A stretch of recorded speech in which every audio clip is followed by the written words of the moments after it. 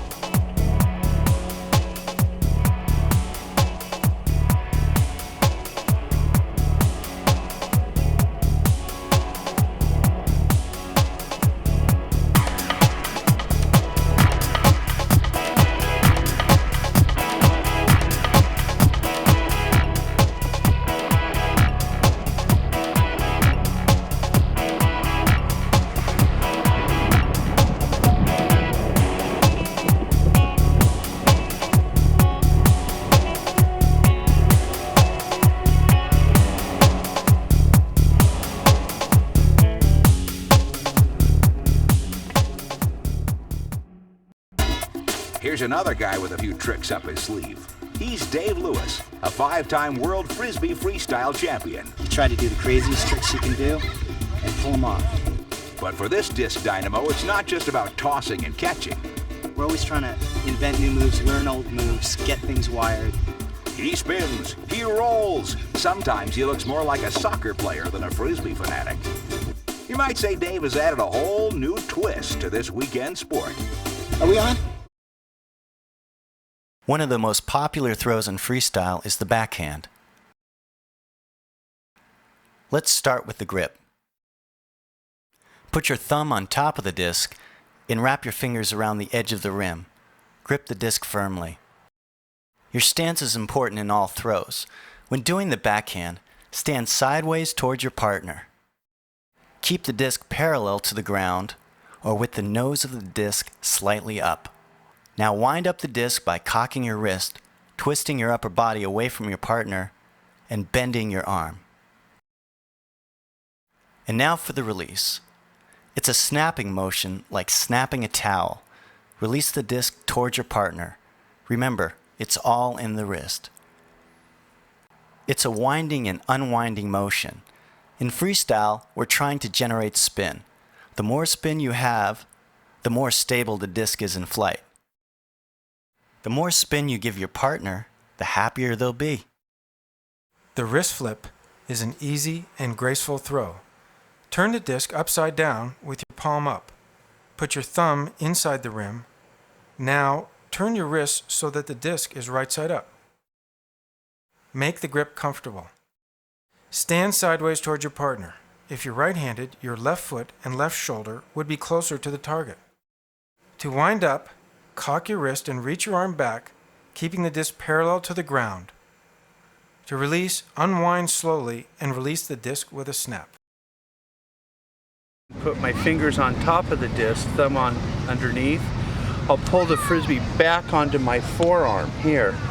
Again, putting my hips to where I'm throwing to, out this way, keeping the disc, and it's going to come around and stay flat. Technique is important, but we encourage you to develop your own style. The sidearm, or two-finger throw, is one of the primary throws in freestyle. For the sidearm grip, the thumb goes on top, and the first two fingers grip the inside of the rim. The stance is important. Stand partially turned towards the target, with your left foot closer if you're right-handed. This throw is all snap, very little arm. The trick is to keep the outside edge opposite your hand tilted down. This will give you a flatter throw.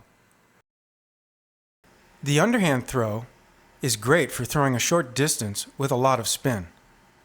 The grip is the same as the backhand grip. Holding the disc here, keeping it back, thumb on top, fingers underneath, getting a firm grip on the disc, coming down low, but on the snap, I'm pulling this angle up, right there, right there, coming down toward the knee, and a nice flip of the wrist. We recommend that you become proficient with this throw using both hands at the very beginning of your freestyle training. The thumber is used in all disc disciplines. Put your thumb along the inside of the rim, hold the disc flat, cock your wrist, and then snap. This throw generates lots of spin for your partner. It is said that the hardest thing to do in Frisbee is put it down. Number 2 is catching. The easiest catch is the two-handed pancake catch. Catching with one hand can be done with the palm down or the palm up. The behind the back catch is done with the palm up. Face the thrower, and as the disc comes in, you need to move to the disc. Don't wait for it to come to you. It won't. Put your free hand out for extra style points. It'll also keep you from over-rotating and makes the catch easier. Keep your catching hand at waist level and keep your eye on the disc. The easiest under the leg catch is done by facing your partner and reaching with your catching hand under the same leg. A slightly more difficult under the leg catch is done by turning sideways towards your partner and lifting the opposite leg. The behind the head catch is really at the neck level. It's a blind catch. Your hand is above your shoulder, close to your neck. Your hand position is thumb down. Rotate or twist your upper body towards the incoming disc. It's a timing move. The flamingo catch is graceful and easy to learn. It's like the under the leg catch, except that the leg you're catching it under is planted, and the other leg is in the air for balance. I'm catching the disc on the inside of my planted right leg with my right hand. The chair catch is a variation of the behind the back catch. As the disc approaches, turn sideways and keep your feet together. Bend at the knees like you're going to sit on a chair. Hand position is with the thumb up. Catch the disc behind the knees. It's a great catch for big air. The triple fake catch is a waist-level blind catch. First, stand sideways. As the disc comes in around waist level, twist your upper body, reaching with your opposite hand wrapped around your waist. Keep your feet planted as you twist. As you catch the disc, your back will end up facing the thrower. The guidus is one of the first advanced catches everyone wants to learn. There are lots of variations to the guidus. The basic guidus is a catch where you wrap your hand around the outside of the lifted opposite leg. The next level for the guidus would be the jumping guidus. Start by standing sideways to the approaching disc. Leap into the air, twisting your upper body away from the disc. Your arm is reaching around and underneath your outstretched leg. A couple of tips for this challenging catch are, number 1, cocking your wrist before you catch. Cocking your wrist creates a pocket for the disc. Number 2, when setting it up to yourself, set the disc at an angle. This will make it easier to grab. Another classic variation is the standing guidus, also known as Fleming guidus. Here, you're catching the disc around your planted leg near the ankle. One of my favorite catches is the scarecrow. Start by facing the direction of the incoming disc. Plant your feet and twist your upper body away from the disc and swing your straightened arm, which is parallel to the ground, towards the disc. Make sure you cock your wrist. This creates a pocket for the disc and makes it much easier to catch. At first, this catch might seem impossible because it's blind, but after a while you will figure out where the disc needs to be for you to catch it. Practice by setting the disc flat at head level. Airbrushing is a lot of fun, But be aware, the disc can spin two different ways. Use both hands and try to make contact without bumping the disc too far away from your position.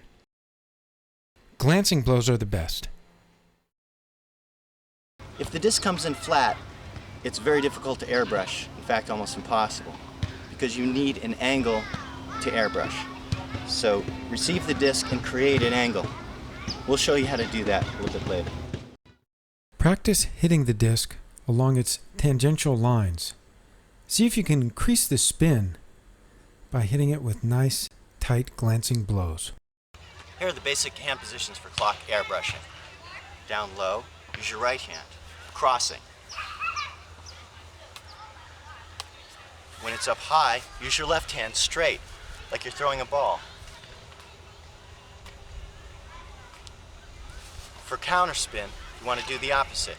Down low, you want to use your left hand crossing. Up high, you want to use your right hand straight, like you're throwing a pitch. If the disc is down low, use your right hand. You can brush like this. Your left hand, you can brush like this. There are many ways to brush.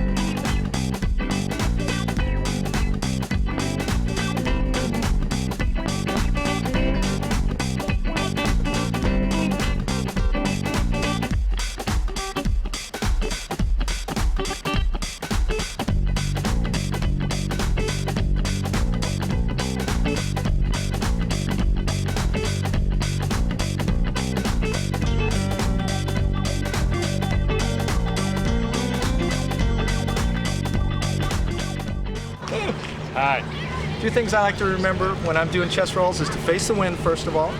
That way the wind pushes it up against your body. Lean back a bit. Close your fingers so the disc doesn't get stuck in between them. Be patient, let it roll across. Just imagine your arms are like a road and this is a tire. It's just got to roll across the road. You're just sitting there waiting for it to do its job. Also, round your arms. Imagine you're holding a big wine barrel so it has a smooth round surface to roll across. And be patient. Let it roll. If you're just in the right position, the disc will do its job and just roll down the road. You just let it go. Another good thing to remember is as you're initiating the roll, you can curve your hand around it to kind of get it started on its way and just send it. Now the angle could be at this angle with no wind and a little bit more of a wind at this angle here. Coming up from here, I'm going to hit the disc at this angle and do my front roll or my airbrush. Depend on the wind. On a stronger wind, I'm going to keep the disc nose lower and below my nose and above my waist. Trying to keep the disc here. Anytime the lip gets up, that disc is going to take off this way.